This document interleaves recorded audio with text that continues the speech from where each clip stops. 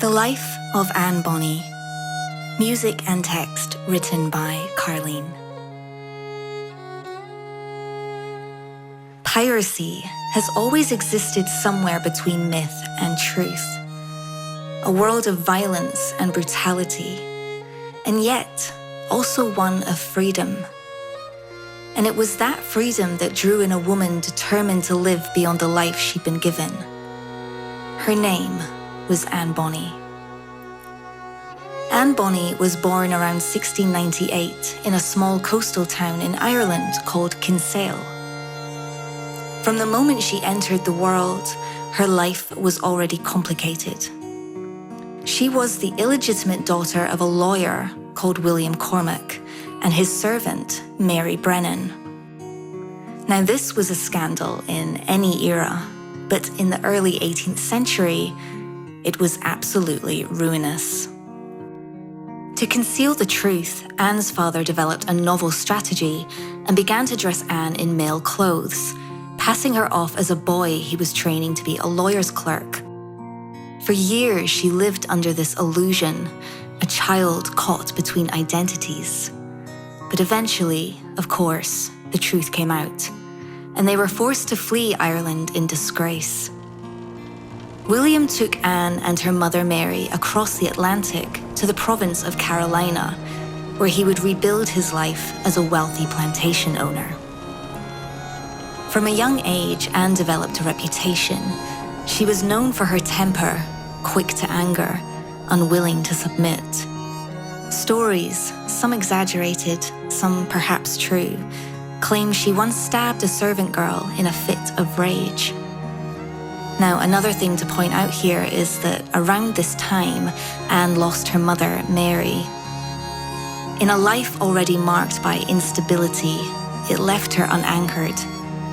What followed was a deepening of everything she already was. Her temper grew more volatile, her defiance more pronounced. And in a world that demanded quiet obedience from women, there was simply no place for that kind of fire. As a young woman, Anne met a sailor named James Bonny and chose to marry him. Now, it's unlikely this was a love match.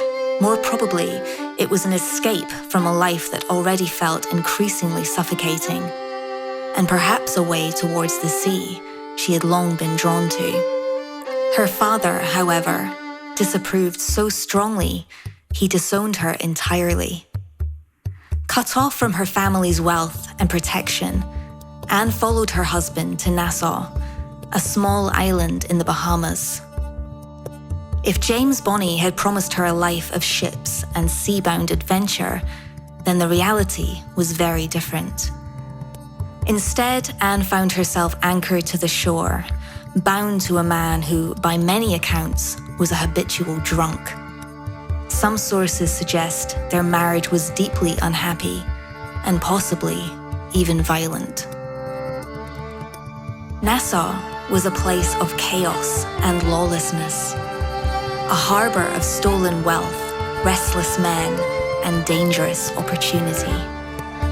One night, in the heart of Nassau, Anne found herself in a tavern, and it was here her whole world would begin to shift. Because it was here she first saw him. Captain John Rackham, otherwise known as Calico Jack. He was not like the others. Often called a gentleman pirate, he was more dandy than murderer. Dressed in bright, bold colors and patterned fabrics that stood out sharply against a world of dirt, sweat, and salt-stained wood, Anne was immediately drawn to him. He was confident, charming, dashing, and impossible to ignore. Rackham was everything her husband was not. Where James Bonny had anchored her to a life she never wanted, Rackham offered her adventure and possibility. Anne had not only fallen for the man, but for the life he represented. Determined to make that life a reality, Rackham attempted to buy her freedom, offering James Bonny compensation in exchange for a divorce. But James refused. And so, Anne made her choice. She left her husband, left society, and stepped into a life far beyond the one she had been given.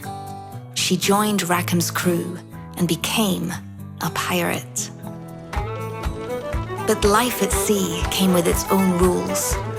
A woman aboard a ship was often seen as bad luck, and sailors were nothing if not superstitious. So Anne adapted and dressed as a man. By day, she was one of the crew, fighting, working, drinking alongside them, earning respect as an equal. And by night, she became a woman again as Rackham's lover. For a time, she was able to inhabit both roles, and with it, a rare and intoxicating kind of freedom.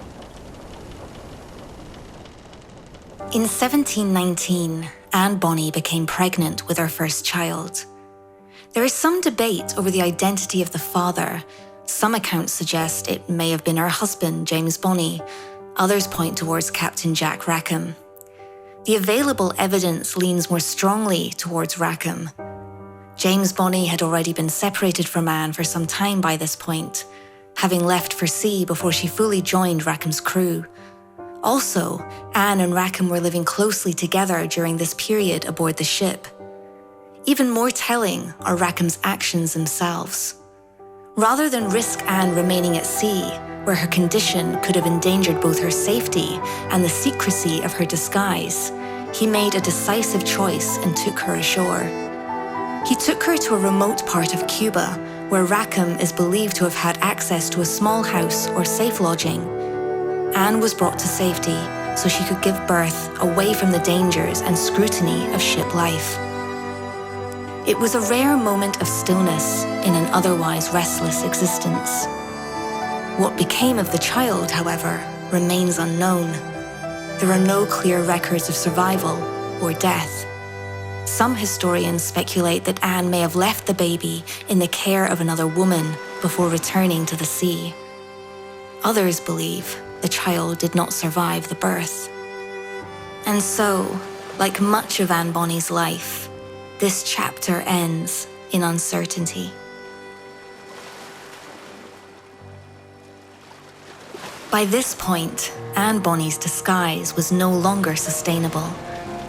Whether it was discovered by the crew, or whether she simply stopped trying to hide, the truth of her identity became known aboard Rackham's ship.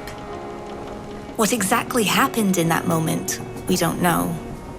There's no reliable record of a single dramatic confession or confrontation, no written account of Anne revealing herself to the entire crew in one decisive act. But this is where history and legend begin to blur. Some later stories claim she stood before the crew and revealed herself openly, defiant, unafraid, challenging them to judge or kill her if they wished. A moment of total honesty and total refusal to be anything other than what she was. Now, whether or not that happened, we cannot say. But what's clear is that Anne Bonny was not cast out. She remained aboard Rackham's ship, still a fighter, still a pirate, still part of the crew. And so she fought alongside the crew in raids across the Caribbean. She drank, she swore, she lived as fiercely as any man aboard the ship. And by all accounts, she was formidable. She handled weapons with skill, fought fiercely in battle, and earned the respect and the fear of those around her. But Anne Bonny was not the only woman hiding in plain sight. Her name was Mary Read. And just like Anne, her life had been shaped by necessity, disguise, and survival long before she ever set foot on a pirate ship. Born in England, Mary's early life was marked by instability and loss. In order to secure financial support from a deceased relative's inheritance, she was raised for a time as a boy.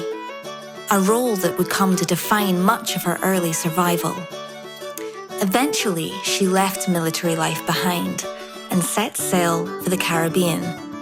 It was not a life of ambition so much as continuation, a series of reinventions in order to stay alive. And then, she crossed paths with Calico Jack Rackham's crew. It was aboard Rackham's crew that Mary Read and Anne Bonny first came to know one another, and they quickly grew close. Now, how close is unclear and open to interpretation. Later accounts, written long after their deaths, often suggested a romantic relationship between them. These versions tend to be more sensational than reliable, shaped more by a desire to titillate than to record fact.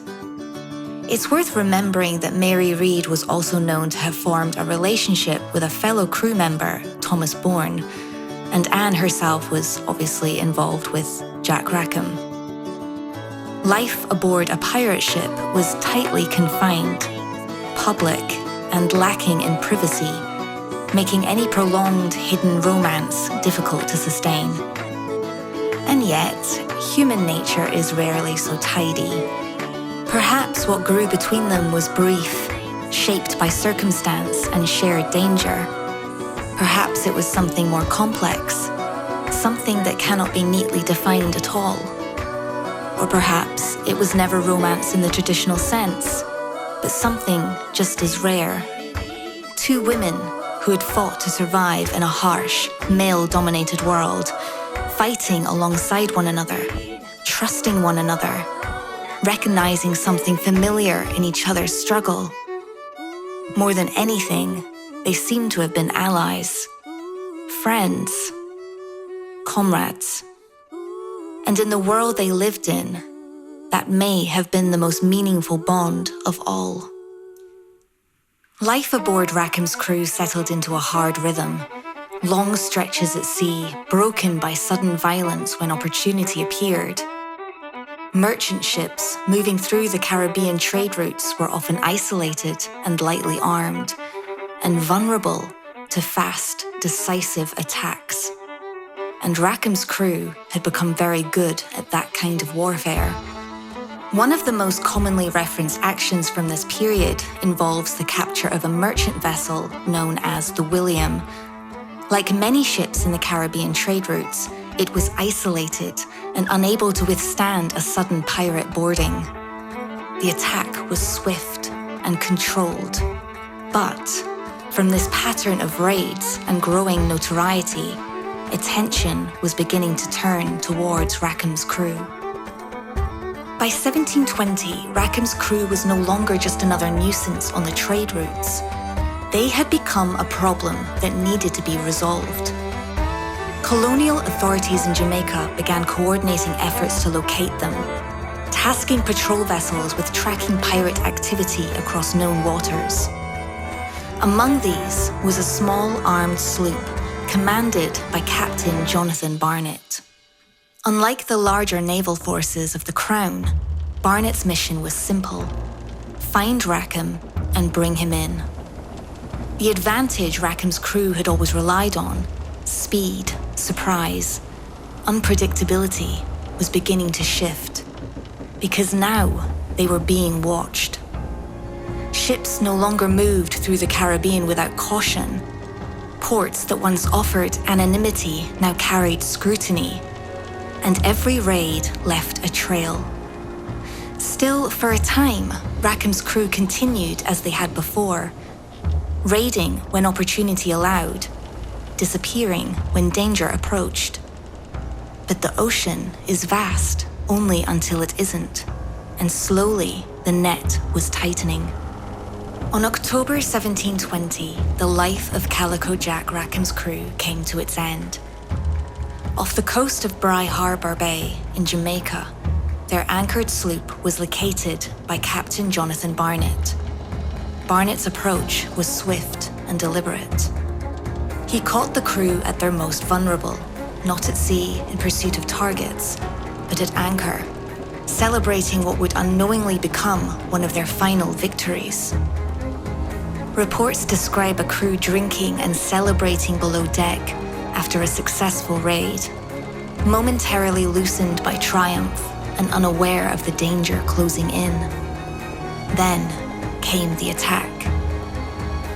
Barnett's forces struck quickly, overwhelming the vessel in a sudden and chaotic engagement. The stillness of celebration gave way to violence in an instant, cut through by shouts, steel, and confusion in the confined space of the ship. And in the midst of that chaos, something remarkable was recorded.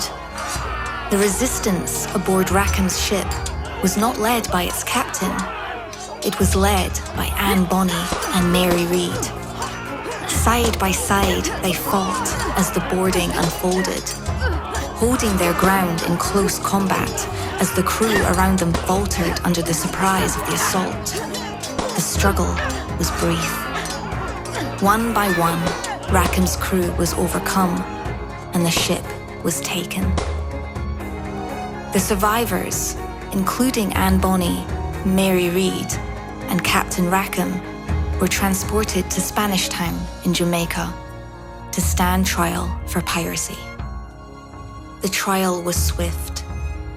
Jack Rackham and his crew were charged with multiple crimes committed upon the high seas and sentenced to death. Before his execution, Rackham was granted a final request, a private meeting with Anne Bonny. It is often suggested that he sought some form of forgiveness, perhaps even absolution, for the path that had led them both here. But if that was his hope, it was not fulfilled.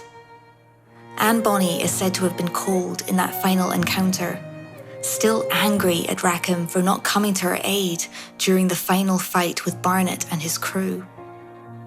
And in that final exchange between two people who had once shared a life at sea, she is said to have spoken a single line. "If you had only fought like a man, you wouldn't be about to die like a dog." Rackham was hanged, alongside the remainder of his crew, on 18th of November, 1720. After his death, his body was displayed in a metal cage and left in view of passing ships, a public warning to any who might follow the same path. Anne Bonny was tried for piracy alongside Mary Read in Spanish Town on the 28th of November, 1720. Like Rackham, the trial was swift, and the outcome inevitable. After calling 4 witnesses and a brief deliberation, Governor Laws found both women guilty of piracy and sentenced them to death by hanging. With judgment passed, Bonny and Read made the same claim. They pleaded their bellies, asking for mercy on the grounds that they were pregnant. A jury of matrons was convened to examine them, and a stay of execution was granted. Now, whether their claims were genuine or a final act of survival is something history cannot fully answer. And so, where the men of the crew met the gallows swiftly, Anne Bonny and Mary Read were left in a different kind of limbo. Alive, but waiting. In prison, the world they had once moved through so freely became distant, almost unreal. A life of wind, salt, and violence reduced now to memory. Mary Read's strength, so evident at sea, began to fail her in confinement. She died in captivity in 1721, likely from illness, though the exact circumstances were never clearly recorded. Her death was quiet, unremarked upon by the world she had once fought through. Anne Bonny's fate, however, remains far less certain. Her name disappears from reliable records after her imprisonment. No confirmed execution, no documented release, only absence. Some accounts suggest she may have been spared through influence and returned to Carolina. Others claim she lived out her life in obscurity under another name. But history does not preserve the truth, and so her story does not conclude in a final recorded moment. It dissolves instead into uncertainty.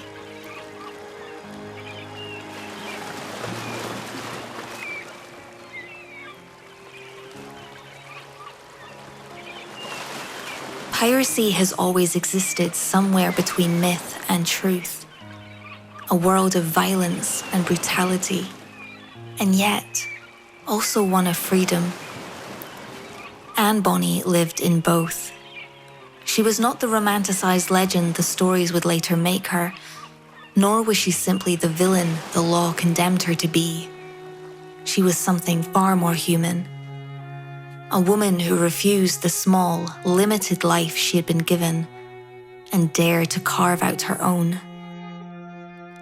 In the end, there is no final chapter for Bonny. No grave, no record, no certainty, only fragments. A name in court documents, a figure in the margins of history, a story told and retold until truth and legend become indistinguishable. But beyond the myth, there was a woman, one who fought, who loved, who chose her own path in a world that offered her none. And perhaps that is the part that matters the most. Not how her story ended, but that she dared to live it at all. Oh, I'll tell you